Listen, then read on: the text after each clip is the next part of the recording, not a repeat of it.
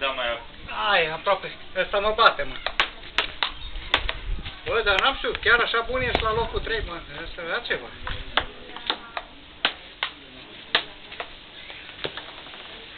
Acum cum am pregătit să rup masa... Nu mai merge. Uai!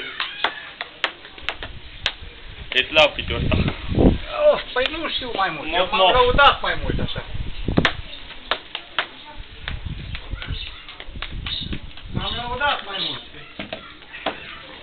Ia uite că nici mingea nu prinde.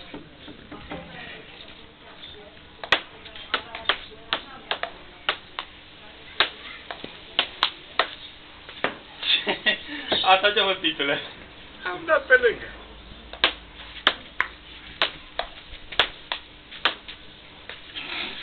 Nu mai vezi mingea? Nu mai, păi, e galbene.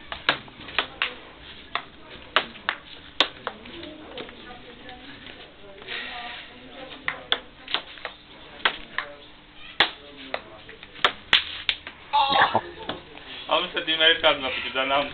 Bă, e bun, degeaba e. Au luat degeaba locul 3. Hai, ți te lasă vrăjala.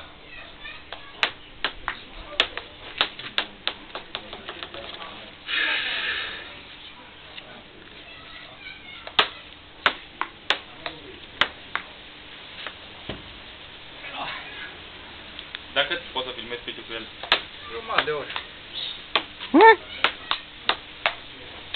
Ah, totul. Uite, nu prind mingea. Mă, asta mă bate. De munte? Nu dăm piciul că slab. Na, ce mai dai pe lângă?